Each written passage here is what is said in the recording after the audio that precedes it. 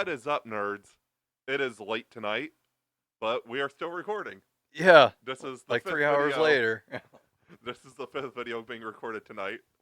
We got more podcast content for you though. Yeah, we're not taking another 2 week gap. So right now, after midnight, we are reviewing My Adventures with Superman Season 2. I am Matthew, one of the superhero and sci-fi experts. And I am Dylan, the other superhero and sci-fi expert, the better one, might I add. Yeah, jury's still out. Anyway. So yeah, we'll recap Season 1 real quick. You watched Season 1 closer than I have, so do you want to recap Season 1 a little bit? Just real quick. Yeah, we don't need to do more than like 3 or 4 minutes on this. So, it's kind of just, all of Season 1 is basically the origin of Clark as Superman, which figures. Yeah. This is him at the very beginning of his career, right? Yes. So he's been roommates with Jimmy for forever. He's just now meeting Lois. The three of them are now working at Daily Planet.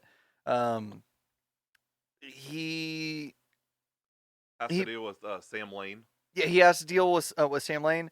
And Amanda Waller. Basically, he outs himself as Superman. He does an entire Sailor Moon transformation, which is awesome. I love that. I thought that was one of the best parts of it. It is. I think it's like the Netflix Princess of Power series in a way, at least in terms of animation style. It's kind of a breed between Princess of the new Princess of Power and anime, traditional anime. So basically, it's Superman trying to figure out how to juggle being Superman and being Clark Kent. It's him dealing with the new press. He comes across Parasite for the first time, like the 4th episode, I believe. And Livewire is in Season 1. Yeah, and Livewire as well. And Deathstroke. He comes across Task Force SX. Mr. Mala and the Brain. Yes. Who are lovers in this? Yeah, I love that. Honestly, I'm a big fan of it. It's rare that you see, and like I'm not part of the community really, but it's from a lot of the people that I follow, a lot of the people that I like sharing tables with. There's a constant complaint about depictions and representation in media. I like what they did with this. It was a happy, healthy, functional relationship. It wasn't plagued or anything like that. Like they were just super happy being who they were, and I personally love that. That was great. They don't really dwell on it a whole lot. It was just a happy, functioning relationship. Yeah. So I love that. That was great. This is my favorite version of Mr. Mala and the Brain that we've gotten. Yeah. And we've gotten quite a few over the years. Yeah. I love this. So Jack White is great as Superman. Yes, he is. I found out recently that he originally auditioned to be the DCU Superman. Oh man. Which I thought that was interesting. Yeah. I'm kind of glad that it fell through, because I feel like that would pull him away from My Adventures with Superman. True. And I really like his portrayal of Clark. I love the show so much. He's very humanized in this. And I know that, like, a lot of people are like, oh, well, he's humanized in a lot of other things, too. Look at what's surrounding this. This is fresh off the heels of Henry Cavill Superman. Right. And where he was depicted as a god among humans. Everyone knows I love Man of Steel. But I feel like the purity is missing from Man of Steel. Yes. Just I feel like Christopher Reeve was too pure. Yes. Almost one-dimensional. Yeah. And Henry was too serious. Yeah. There was too much baggage. There was no purity behind the character. Right. And I feel like this and Tyler Hoechlin on CW is a good mix. Yeah, I can't really speak to Tyler Hoechlin. I still haven't watched Lois and Clark. You got till October. Or Superman and Lois, my bad. Superman and Lois. Yeah, I know. I need to power through all that. Lois and Clark is a whole other ballgame. Yeah, I don't really want to touch on the Dean Cain stuff. No. No, I can't really speak about that. Like, I liked what we got of him in Supergirl. That's really the only thing that I know about his Superman from. Which I think I saw all of the content that he appears in with Supergirl. Yes. Before Superman and Lois premiered. Superman right? Lois, the writing's even better. Okay. All right. Superman Lois is really a top tier show for CW. Well, I've only heard good things. It's not like I have a little bitch in my ear saying it's bad. No, it's honestly like HBO level. Oh, okay, okay. Well, I mean that makes sense because they were co-dropping episodes. Yeah. Yeah. All right. I agree with you. I like the balance that they struck here. Yes. They're able to touch on deeper topics, and they're able to maintain a more realistic version of Superman while also maintaining the humanity that comes with being Superman. And the pure joy. Yeah. The animation is Superman's best friend here. Yes. Because I think that a lot of the visuals that we get that depict Superman in this light, you wouldn't really be able to get as well in live action. Right. The animation's just so happy. It is. It's a lot of Superman flying through clouds and during his like high moments, and even during some of his low moments, he's doing that. Yeah. And just like basking in the radiance of the sun, and while cloud hopping, cloud surfing, like it's. This is such a beautiful show. But back to the recap for season 1. He fights Parasite. Parasite gets locked up. There's a whole Task Force X thing. Basically, we get the red sun drop about how like that's what weakens him aside from kryptonite. Yeah. The end of the season is basically him confronting Task Force X. Yes. And learning the truth about like the day that Krypton died, or the truth, quote unquote, about the day that Krypton died. And we also have to mention a good thing that happens in a lot of modern Superman stuff that happens in the show. Lois does learn very soon. Yes. Episode 4 or 5, I believe. Yeah, it was episode 5 because that was the last live episode that I had. Pardon me. That was the last episode that I had live episode that I had watched. Okay. I didn't pick it up. I didn't pick it back up at episode 6 until just this week. Yeah. So I blasted through 14-ish episodes, 13 I think. Yeah. The last like 5 weeks I've been or 6 weeks I've been watching it every week. Yeah, I struggle really bad with weekly releases. Yeah. I get so fucking far behind. It's not funny. I'm loving it though. If I'm really enjoying something, I can stay on it, no problem. Yeah, it's difficult for me. I just can't. I don't have that attention span for it. I forget, especially since Acolyte's been airing. Right. That's where most of my energy has been going. Right. We learned about the ship that's under the Kent cornfield. Yes. About where it came from, what it is, basically. Basically, Clark ends up finding out that there was an invasion 22 years before, like around the same time that he was born. It's called Zero Day. Yes. And that's the reason why Task Force X was created. Yeah. It was to take down these super beings because they knew Sam Lane and Amanda Waller were the only survivors of Zero Day. Yeah. Everybody else died. And basically, Amanda Waller at the end or at the second to last episode is like, you've been in control of Task Force X. You've been fucking up constantly. They have no trust in you, like the government and all these other secret agencies. They don't have any trust in you. I'm taking over. What you're going to do is you're going to kill the invader. You're going to kill Superman. Mm-hmm. So the last episode of season 1 is Thanksgiving, which is a funny setting, kind of. Yeah. It is Sam Lane coming to dinner. Sam Lane coming to dinner. Lois has no idea that the general that Superman that Clark has been fighting this entire time is her dad. Mm-hmm. And Clark didn't know either. Until he showed up. So. And then it's like, whoa, no. Yeah. So basically what kicks off the finale of Clark taking down the ship that rises from the Kent field is the ship rises after Clark is subjected to kryptonite.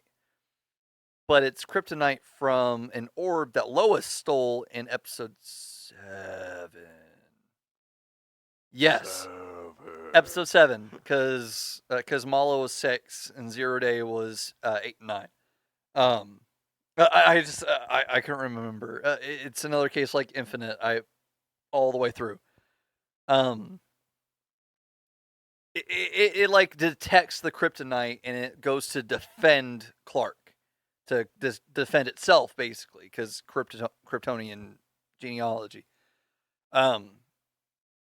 So Superman takes it out, forces it back into space and shit. Stops an impending invasion because when the ship rose, it created a portal to the rest of the fleet. Yeah, that's still out there. And Superman stops it, closes off the portal, destroys his home ship basically without ever really knowing what was up. Because he had talked to the hologram of his dad like 10 years before, but he didn't understand anything, and he thought that his dad was like going to kill him or something. And then after he found out about the invasion shit, he just didn't trust his dad. Yeah. So that's kind of where season 1 left off, except for one reveal, or more of a teaser than a reveal.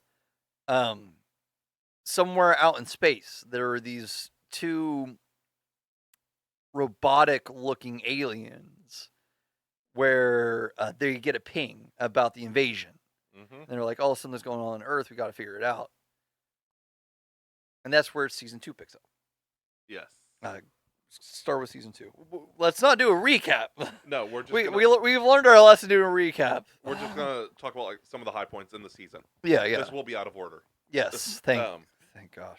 We got anybody that's watched Person of Interest. Or I've if you haven't seen it. Michael Emerson plays Brainiac. Wait, is that who that was? Yes. The main dude behind like the camera system, right? Yeah, the guy with Point of interest. Yeah, all right. Yeah, I was trying to replace that voice. That's the dude who plays Brainiac. I didn't realize that. Yeah, he plays a great Brainiac. Yeah, that was great. He is threatening. Well, I mean, it was also an unconventional Brainiac. It's not this. It's not the kind that we're used to seeing. Yeah. That's one thing that I really like about my adventures with Superman is it's not the stereotypical origins. It's not stereotypical. No, it changes things in a fun way. Yes. It keeps a lot of the soul of what makes those characters. But it kind of like updates them in like an exciting way. Yeah, because the thing that they're trying to do with my adventures with Superman is they're trying not to connect it to the rest of the DC universe. Right. And there's only so much that you can do before you have to do something like that. Right. But they're avoiding it like completely. Like they're doing like a couple drops of information, right, which we got more in season 2 than season 1. Yeah. Although season 1 was really cool because I liked the multiverse Easter eggs from episode 7, with the multiple lanes. That's the reason why I asked about Earth 50 when we were talking about Infinite, or Crisis, because they showed Earth 50 in that one. Okay, yeah, along with the Justice League version, if I remember right, and the Super Friends version, I think. I don't remember that. Yeah, well, it was like really fast. Mr. Mixes Pitlick. Yeah, Mixes Pitlick. Yeah. Yeah. Mixie. Yeah, Mixie. When Mixie is like, "Oh no, I know who Clark Kent is. I know who you are. You're the same in every fucking universe." And Clark is like, every universe, and he just like cycles through the different animation styles. Yeah. In that episode, which I thought that was really cool. It was awesome. It's just fresh on my mind. Season 2. They did the same kind of thing. They really revamped the characters. They're keeping it unconnected in a cool way. Yes. I think that we're gonna theorize it towards the end of this. Yes. Because I got some theories on some villains. Same. I really like what they did. I think that this is a interesting, say the least, interesting origin for Lex Luthor. Yes. Which Lex Luthor introduced in episode 4. Season 2. No, he was in season 1. Oh yeah, he was. Because the entire reason why Lex Luthor hates Superman is because Superman got him fired. That, like, legit, that's it. That's the entire reason. Because he doesn't even give a fucking good reason. He doesn't start going in on Superman. It's Lex Kieran. Yeah, he's just like, this dude got me fired, so I'm going to ruin his entire life.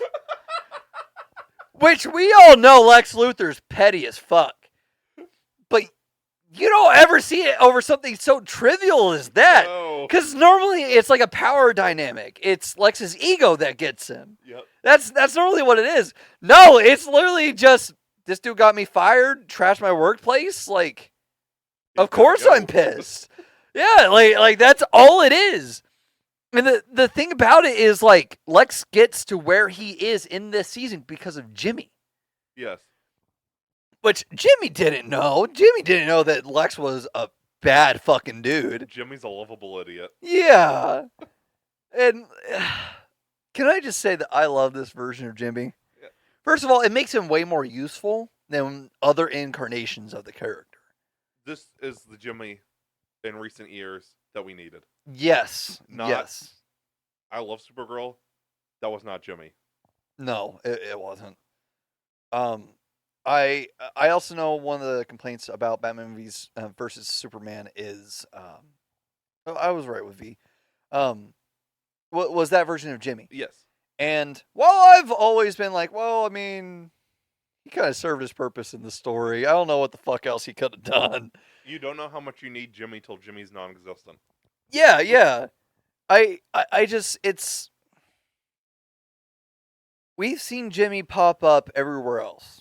We saw him in Smallville. We got him in TAS, right? Yeah.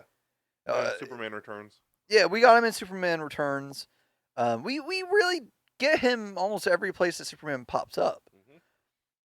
But again, he's just not useful. He's really only useful in like a little bit of Smallville. Yeah. And in the comics. Yeah. And even then, I think that they downplay him in the comics now. Yeah. Which makes sense with how expansive they've become and how many different stories that they're telling now. Right. They've really brought in the horizons, so somebody's got to take a hit. No, I love the characterization for Jimmy in this. I like what they're doing with him. I like that they've made him an integral part of Clark. Yes. And that's such a breath of fresh air. Yes. Like, he's always more than the joke. Yeah. And he's especially in season 2, he serves in a bigger role because we get introduced to Supergirl in this season. Yeah. And Supergirl and Jimmy fall in love. Like, yes. It's like love at first sight, basically. Yeah, Supergirl's introduced in this season. Yeah. And he serves as an anchor for Supergirl and for Superman in this. What's kind of interesting is Supergirl is actually introduced as a villain this season. Yes. Yeah. Which we've seen that before. Yeah. Not even just Earth X. But Smallville kind of too in a way. Yeah, Smallville in a way. We've seen it with Public Enemies. Yeah. Yeah, in the second part, Apocalypse. Yeah. My bad. I was picturing the other. Yeah, it's the same. It's the same story. Yeah. It's a 3-part story. There's Public Enemies, Apocalypse, Unbound, which is the part with Brainiac. I think that's one of the only DCAU films that I haven't seen is Unbound. It's good. I've heard okay things about it. I haven't heard a whole lot before. Elite's still my favorite of the Superman ones. Elite's really good.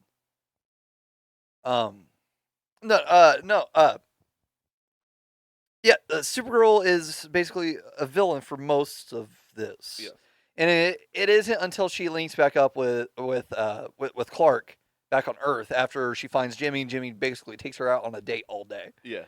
And then she fights Clark, kidnaps Clark, and then starts taking him to her father, quote unquote. Which is Brainiac. Which ends up being Brainiac, who powers all the Kryptonian tech and has been doing so during the war that led to Krypton's destruction. Right. Which he caused. Which he ended up causing because there was going to be a ceasefire. Right. And his entire thing was... He was made for war. There is no innovation in science without war. Yeah. That's a loose quote from him. So, like, he was protecting himself more than doing anything to help Krypton. Right. And which he was like, oh, yeah, no, my prime directive was helping Krypton. Mm-hmm. It was doing shit for the Krypton. No, you fucking did this for yourself. Yep. Are you fucking kidding me? Like, are you dumb? For a supercomputer, you're pretty fucking stupid. But basically, Brainiac brainwashed Supergirl from infancy, and made her into like the ultimate weapon, right? Into the Eradicator. Yes. Which is a character from the comics. It is. That's a Superman storyline. Yeah. Which I hadn't made that connection until literally just now. Yeah. As I was saying it. Yeah. It was happening so fast in the episode. I just didn't fully process it. I guess. But basically he brainwashed her where he reset her memory, where if a world, like, she would raise hell on a world under this Eradicator status. Mm-hmm. But afterwards, he would reset her memory and make her think that everything was fine and dandy. Yeah. So, like, there was a drop of Thanagar. Yes. Which was awesome. Mm-hmm. I don't think we've ever seen Thanagar on screen. We have Justice League, the animated series. They did show Thanagar on screen? I believe so. I don't remember it. Because it's the reveal about Hawkgirl's role in the world, about how they were going to be invaders. Yeah, I don't think they ever showed Thanagar. Did they not? I could have sworn that they did. Well, because didn't she take them back to where all the other Thanagarians were? No, that was just a ship, I think. I don't know. I've got to rewatch it soon. Same. My memory is really spotty. Regardless, it was great seeing Thanagar, especially a new version of Thanagar if this was the second. We'll keep you updated on that because we're going to do something with it anyway. Yeah. I thought that was really cool. That was a really... there were a lot of neat Easter eggs. Yes. So far in the show. That being one of them. I like the connections that they're doing without actually connecting to the rest of the universe. Right. We are getting more Superman mythos, though. We got Steel. Yeah. Yeah, we hadn't mentioned Steel yet. That was fucking awesome. Uh-huh. I like that they have the Superman, the iconic Superman pentagon. Yeah. The pentagonal symbol. Yeah. I like that they're sneaking that into shit. Yeah. Because that was so, like, blatantly fucking obvious on the Steel suit. Uh-huh. Just wait. But it was just... What are you talking about? You'll find out. Okay. When you watch another show. Superman Lois? Okay. I'll take your word on it. I don't know what the fuck you're talking about. It hasn't been spoiled for me. Did Steel actually show up? Huh. Okay, I'm down for it. I'm excited. No, Steel was awesome. Yes. I'm glad that they devoted like an entire episode to that. Yes. It's great that we're getting more Steel content too. Yes. Because he did not start off hot. No. The 90s were not good to him. No. What was supposed to launch Steel ended up launching Superboy. Which was interesting. Well, I meant the Shaquille O'Neal movie. Oh, yeah. I was going to bring that up. I was going to bring that up on the main episode that we recorded today. I was going to be like, so, Shaquille O'Neal fully bodied that role, right? I meant to bring it up. It wasn't until afterwards that I was like, shit. Garrett would have murdered you. I know he would have. Oh, it's so distraught. I hope he doesn't watch this episode. I think I'm going to do it as an honorary mention of the next one. As long as I remember, I mean. he would have facepalmed so hard. No, I love this. I love what it was. I love that. Again, they're remaking the characters in an interesting way, and it's a joy to watch. It is. They gave Steel so much heart in just one episode, and even then, he was only in it for half the episode. Right.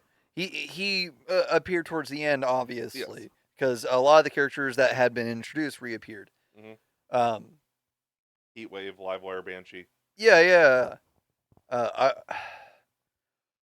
One that we haven't talked about, Atomic Skull. Oh yeah. That was. I know Atomic Skull from Batman Beyond. Yeah. Like that was my first thing with the character. Yeah. So anytime that I see Atomic Skull now, I'm like, oh hell yeah. The do I know you? Yeah. The thing in Batman Beyond. Oh, so good. Seeing him in this, he was a fucking terror. Yeah. Which I'm glad for somebody that's as hard as the Atomic Skull. You want them to go hard when they appear. Yes. He delivers. Mm-hmm. Granted, he really only faces off against Superman, but he's such a commanding presence in every shot that he's in. It's such a great display of his powers too, because you don't get a whole lot of Atomic Skull content. You don't. So they really let him shine here. We got that. We got Parasite again. Yeah. Which Parasite was kind of like the climax villain of season 1. But he really lost it here. Like he lost it before. He was fucking crazy. He's just totaled here. He's done. Yeah. They'd take him the fuck out here. But Atomic Skull was amazing. Steel was amazing. I liked back to the Steel episode. The one thing that I love was Vicky Vale was hyping up Gotham so much. She was. It's like, you fucking live there, don't you? Like, I understand that, like, Vicky you're supposed Vale... to be so charismatic and shit, but, like, your city's basically run by criminals. Honestly, like, super criminals. Like, honestly, this might be a hot take. Vicky Vale is a top-tier troll in this series. She is! She is! Nobody scoops Vicky Vale. Nobody scoops Vicky Vale. The her leveraging, like the fact that she might leave Gotham Gazette to get more power at the Gazette was fucking amazing. I was like, what the fuck are you on about? I was like, the fuck is this? Different Vicky Vale than Batman 89. Yeah, 1000%. At least Batman 89 Vicky Vale had some integrity. Yeah, like this one is just does not care. All the dirty tricks in the book, she's all fucking for it. She's I don't know. I just like she was convincing Lois to join her at the Gazette. To be her number 2. To be her number 2. And Lois was like, why? When I could be my number 1. Well, yeah. Thankfully, Lois was like, Clark, I'm not leaving you. Why the fuck would I do that? I want to be my own person. I don't want to be mini-me. But I don't know. That was one thing that really, it made me laugh my ass off. Yeah. When that dawned on me during the episode. I was like, well, she's really making Gotham out to be a million times better than it actually is. Like, she's talking about Metropolis not being great. Yeah. Like, I'm sorry, your town is being run by Icemen, by clowns, and by women made of vines. Like, I don't think you got a whole lot to fucking talk about. Like, granted, this might be, like, also early days for Batman in this universe. And so don't forget about the horror reject from Wizard of Oz. Yeah, that's true. That's true. That's true. The original concept for Scarecrow, yeah. I actually like that. I'm gonna use that, the horror reject from Wizard. That's good. That's good. That's good. Yeah, the day that Scarecrow hits the public domain, or Wizard of Oz's Scarecrow has hit public domain, hasn't it? I don't think so. Not yet. Not yet. Because Batman doesn't hit public domain till. Yeah, but Batman was created later than Wizard of Oz. No. Yeah, it was. Did Wizard of Oz created when the movie came out? Wizard of Oz was a book. Okay, it was. Yeah. Okay. I'm pretty sure it was late 1800. Like okay, late, then yeah, that would be public domain. I was gonna say if it was the movie, that came out the same year. Man, now I'm interested in if we've gotten a dark version of Wizard of Oz. Batman came out the same year as Wizard of Oz, the Wizard of Oz movie. 39. Yeah, that's right. Superman was 38. Superman's the OG. No, sorry, that was a rabbit hole for me. Yeah.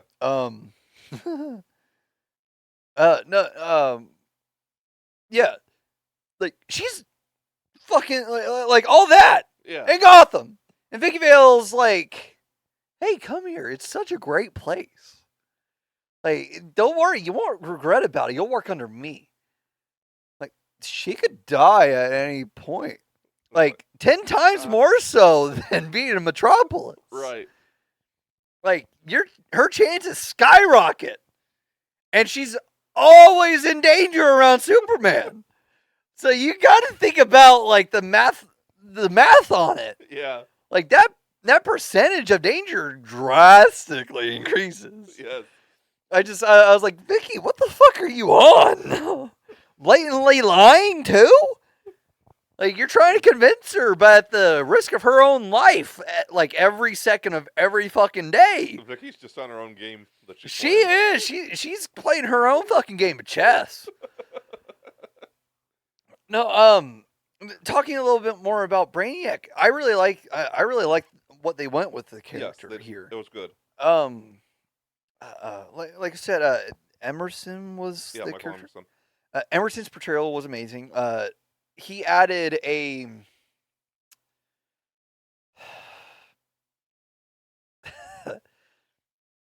he almost sounded Twinkie, but in a good way. Like it was the same kind of menacing that Paul Dano's Riddler is. Yeah. It was just a more downplayed version. It wasn't like this grandiose villain with this vibrato in his voice. Just wait till you watch Krypton. I'll watch it one day. Terrifying. Really? I've seen how he looks, and he looks fucking great in it. He is terrifying. Okay. And you get Lobo. Yeah, that's always a plus. Is Lobo only in the second season? Yeah. Or? But I think he's in multiple episodes. I would hope so. I need to rewatch it. I was so ticked, getting off topic for a second. They had set off like this huge plan, and then they canceled it. Yeah, I heard. Like Thanagar and Darkseid. And... Yeah. Well, I mean, Sci-Fi Channel stuff doesn't last around forever. I learned that the hard with Warehouse 13. Yeah, that's when you get Amazon to pick it up like they did The Expanse. Or how CW did with Supergirl. Yeah. Yeah. The marketing campaign for that. It was balls to the walls. No, you don't remember? About the marketing campaign to get Krypton picked up? No, for Superman with Supergirl. No, I don't remember. Okay, I'm not going to say on the episode. I'll tell you after. Okay. They had a really bad marketing screw up. Okay. But talk to me about it later. Yeah. Supergirl gets her costume in the last episode. Yeah. Because it like automatically like forms on her and Superman in this show. Yeah. Superman got a new costume the second to last episode. Yeah. Supergirl got hers in the finale. Yeah. I will say just before we talk about Supergirl's costume design, which was amazing by the way. Yeah. I loved it. I'm not a fan of the shoulder pads. No. I like the gold touches on Superman's new costume. Yeah. I like that. I think that adds a little bit more. I still prefer the classic red and blue. Yeah. I hope that this will grow on me a little bit. I hope that he gets it a little more simplified. Because I understand where they were coming from with this. This was more organic matter. Like it was less of a hard suit. Right. I got that. So there was Kryptonian tech in play there too. So like the pointy shoulder pads. Yeah. They make sense in universe. I'm not a big fan of that aesthetically. Yeah. I wasn't a big fan of that with. I liked it on Supergirl's villain suit. Yeah. That was cool, but they also served more of a purpose there. Like this, it's just his shoulders are pointy to be pointy. Yeah. I will mention one thing that's kind of a throwaway, but like, it's just a case of Superman has, there's always been parallels with Superman. Mm. And sometimes it's subtle, sometimes it's like a brick wall.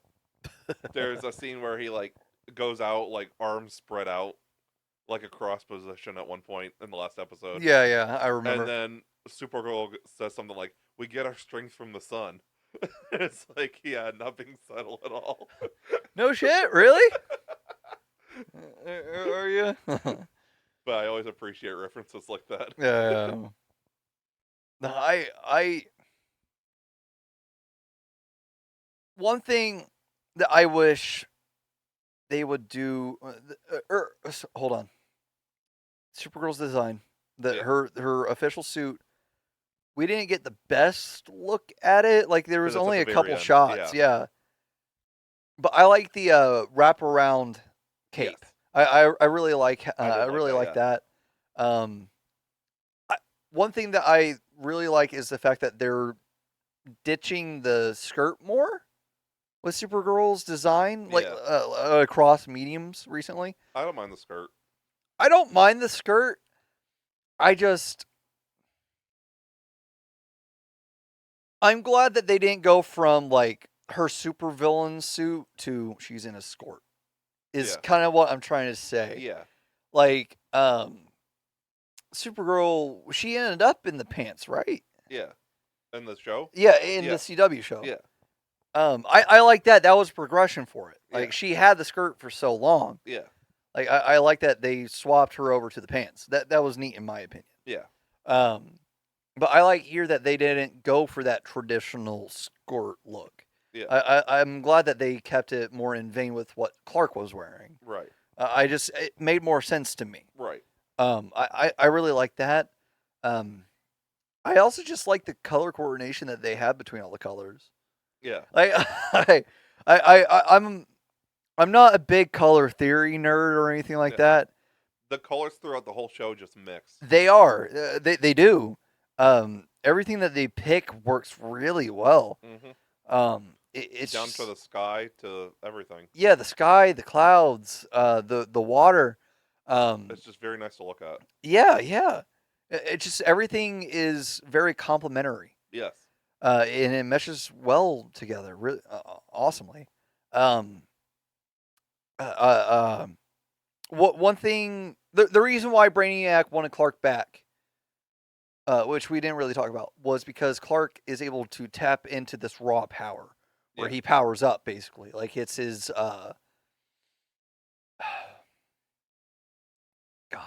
what would be the best comparison for it? I don't know. Okay. He goes Super Saiyan, kind of. Yeah. But this is the power he gets from the sun. Yes. It's like when he's pushed to his limits. Yes. No, well, I mean, I'm just talking about like before the finale of season 2. Right. He overloads. Yeah. Is how I would put it. He's in overdrive.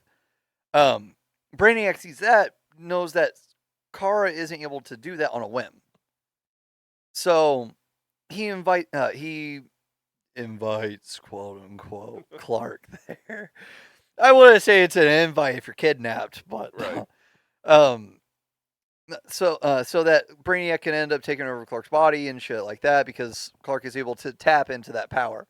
One thing that we get towards the end when Brainiac tries to take out both Clark and Kara after they push off his invasion to the surface of the sun. Brainiac tries to take them out, but they get shot into the sun, and that's when they're like, "Oh man, the solar energy is amping us up." Yeah. Like you said, like this is where our power comes from. Yeah. Which that's pretty blunt force trauma of them. Yeah. Like we kind of figured.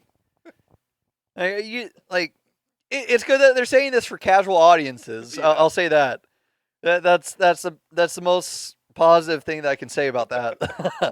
just as a DC fan. Yeah. But when she blasts off out of there with Clark overcharges, and his eyes start glowing blue, and the electricity comes around his body, and hers goes red. Yeah. So they become like the cyclone that destroys Brainiac's ship. Yeah. And it's... I just love the visuals in this show. Yes. It's so good. They do fight animation really well. Mm-hmm. Honestly, I think that's something that we're coming back around to with superhero content, at least animated superhero content, is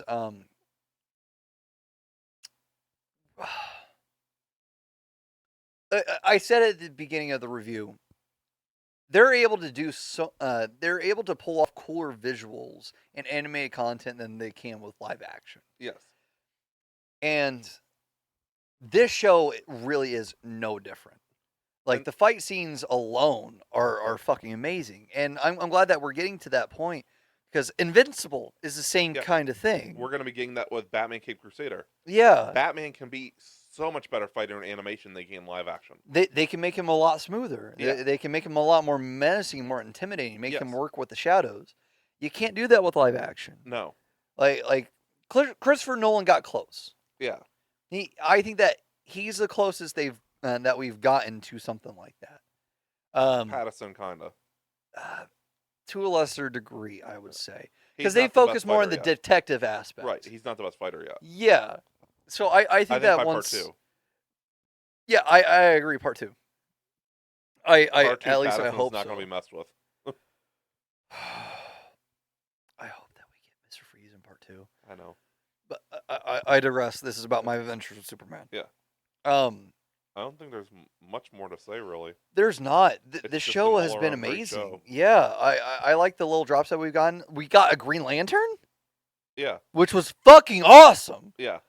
We got an actual Thanagarian. We didn't just see Thanagar. We got Thanagarian. Yeah. Thanagarian, whatever. Yeah. We got a Thanagarian, too. I didn't recognize the third race, but it looked a little familiar. Yeah. I can't think of it. What are your theories on season 3? Okay, so Lex is going to be more of a villain in season 3, he's obviously. He's going to be the main villain. Yeah. I believe we're also probably going to get Toyman.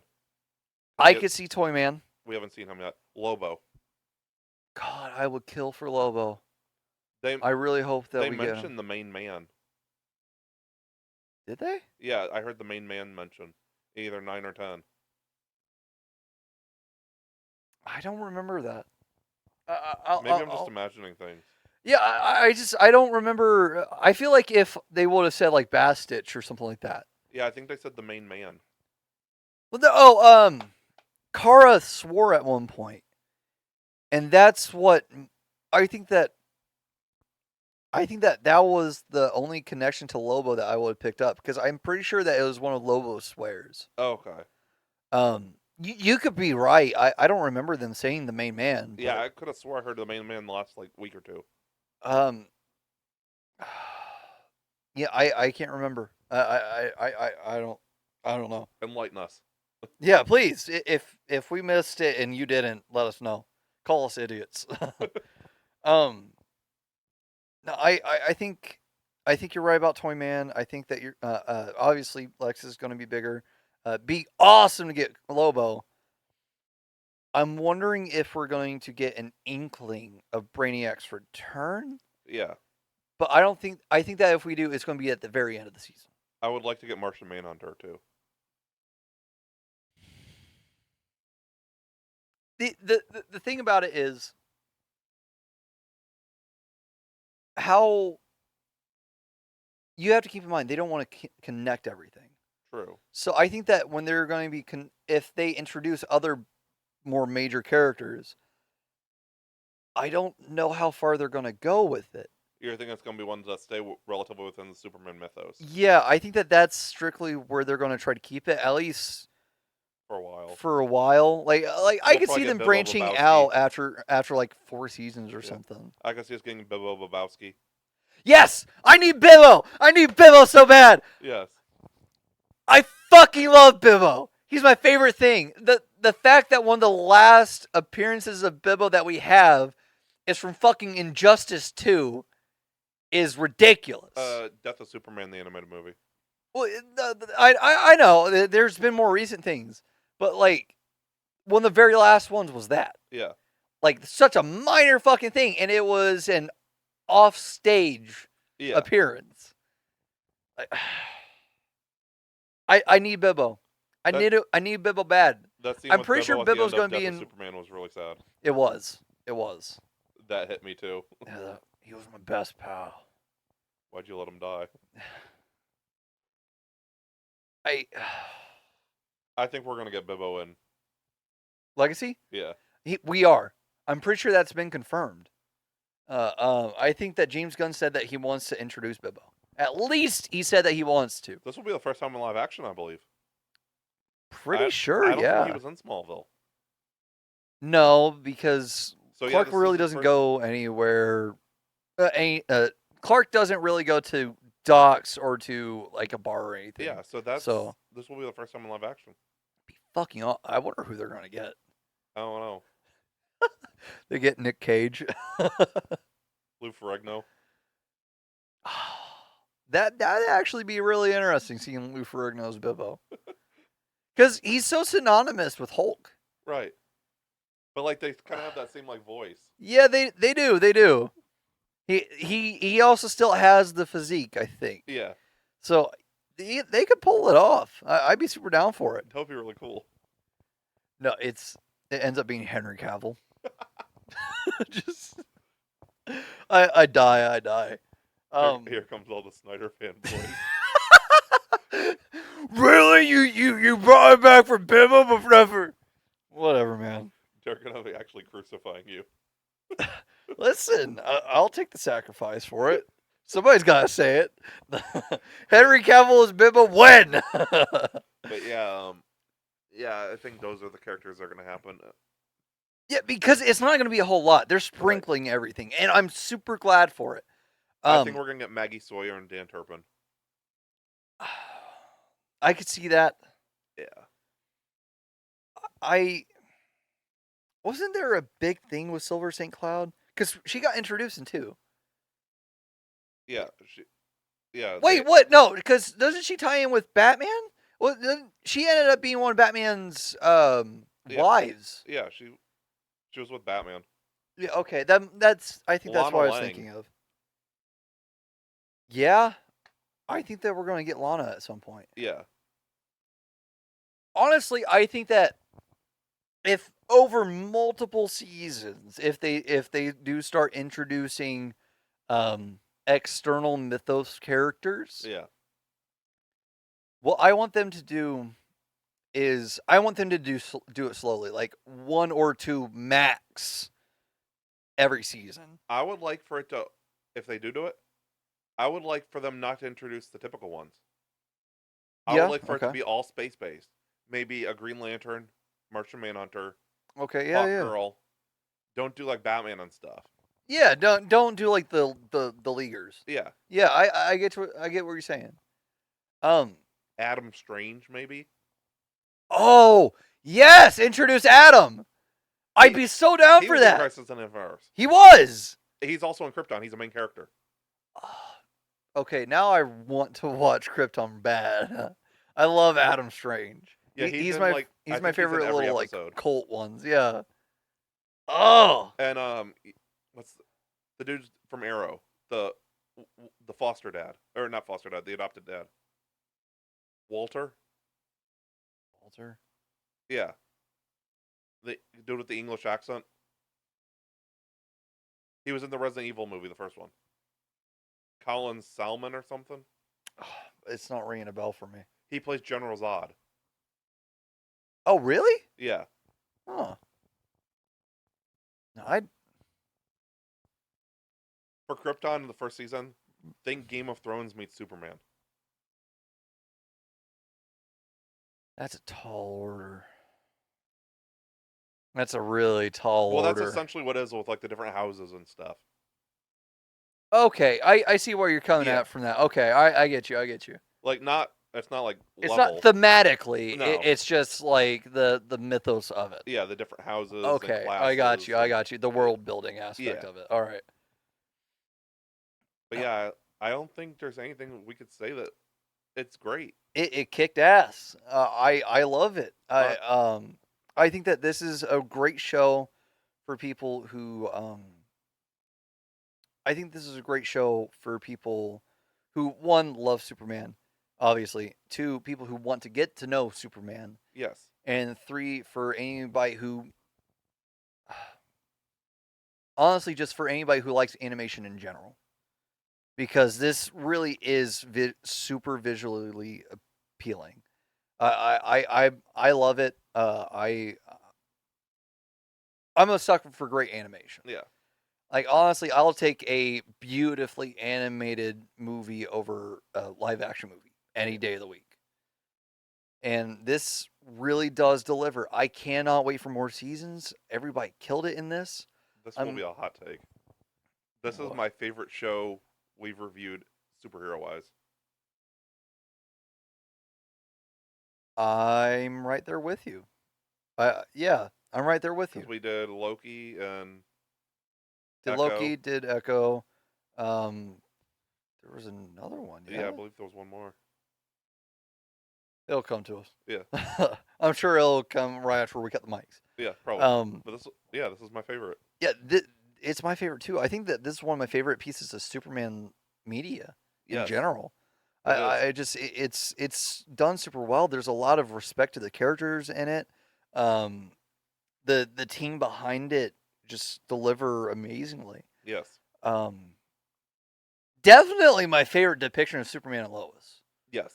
I like because they show the ups and downs in the second season. That's what you're gonna see with Superman and Lois too. Yeah.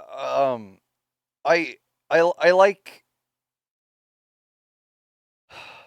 I like the trope of superhero partner with regular person partner, like non-super partner. And like I say in Crisis on Infinite Earths, the relationship between Superman and Lois is one of the most pure superhero couple relationships. Yes, yeah. I just, this was really good. I liked, honestly, my favorite episode, I think, but before I say, what was your favorite episode of season 2? Or the entire show, either or? Probably the finale. Season 2? Yeah. Okay. Although I really like that episode where we're first introduced to Supergirl, where her and Jimmy kind of like fall in love. Yeah, that's my favorite episode. Which so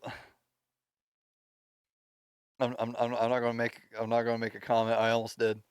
No, the one where he's on the dating show. Yeah. That's my favorite one. First of all, it has some bright moments in it. The Jimmy and Supergirl aspect of that episode are obviously the highlights. Yes. Meanwhile, the more downtrodden parts of the episode are after Kara and Clark meet back up, one, but two, Lois and Clark breaking up.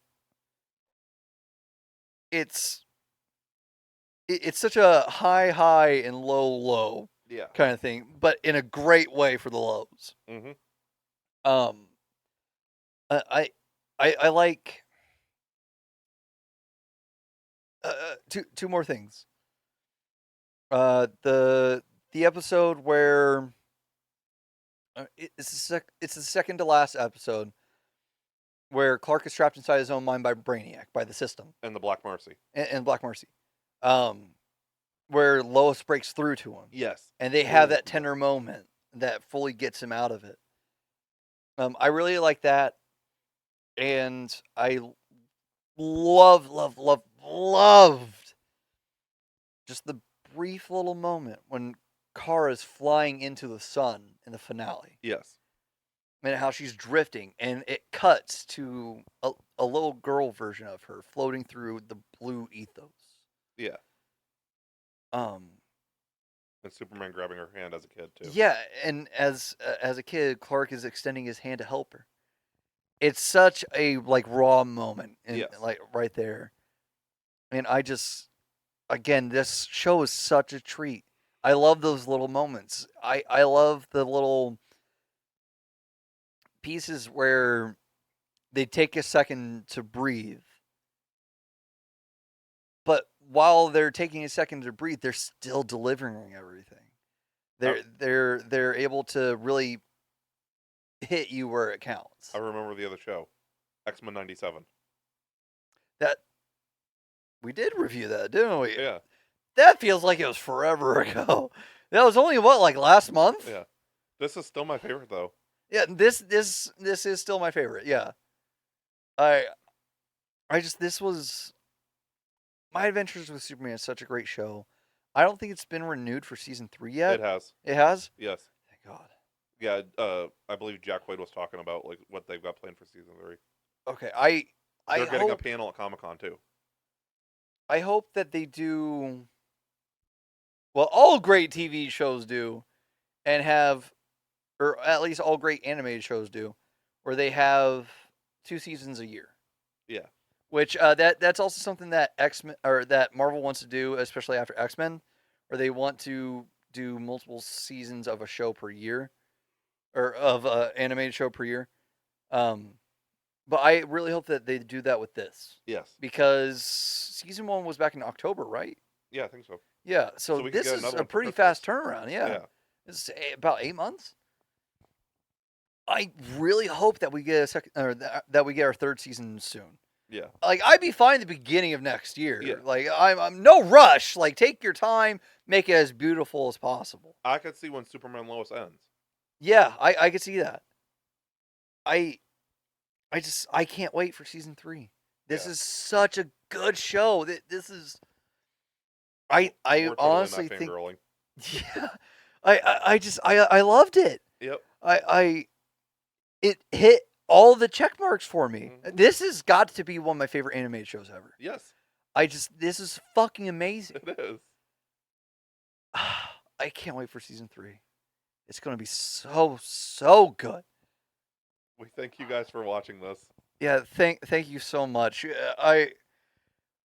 We'll gush all night if we don't stop. Yeah, it's true. It's true. Remember to like, comment, subscribe, all that good stuff.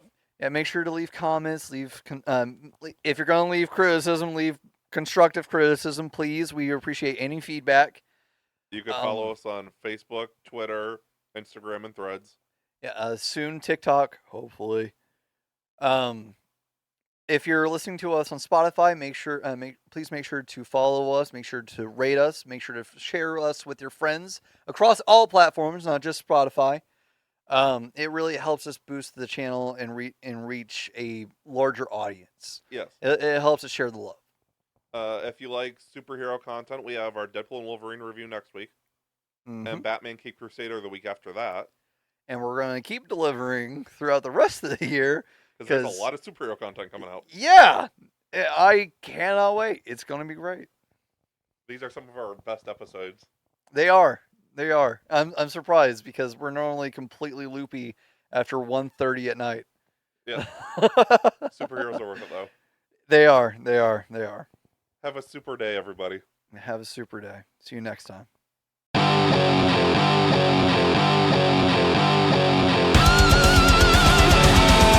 We have been the Cinema Asylum Podcast.